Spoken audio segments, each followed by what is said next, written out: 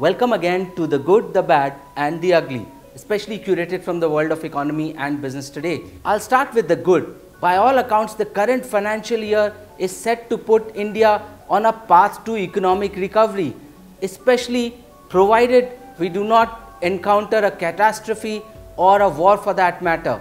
There are several reasons behind this. The first and the primary reason, of course, is that the growth is back to the 7% range. The second major reason is that inflation continues to be within control. And third, by all accounts and all predictions, the monsoon is going to be at the 50-year average, which is normal. Forex reserves continue to hit a new high every once in a while, as well as index of industrial production is in a healthy 7% plus range. And of course, good monsoon will definitely prop up the sluggish agri economy and add to the GDP growth. Now, the only thing that can trip up the Indian economy is the international oil prices. We know for sure that Saudi Arabia, the world's biggest oil producer, would prefer the prices to be in the $80 to 100 region.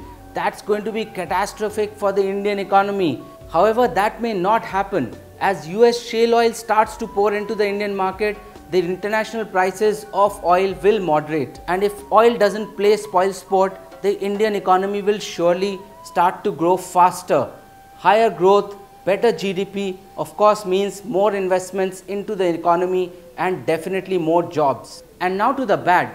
The IMF has said that its new policy is going to tackle how developed and industrialized countries contribute to corruption in developing countries. IMF says that they refuse to prevent bribery and money laundering, and that they actually contribute to creating tiered corporate holdings to prevent tax authorities from getting at them. IMF also says that corruption hurts the poor and it affects economic growth as well as undermines institutional framework. A 25 rank fall in the corruption rankings of the 190 nation grouping could wipe out the nation's GDP growth by 0.5% per annum. Over a long period of time, it causes grave economic damage to these countries.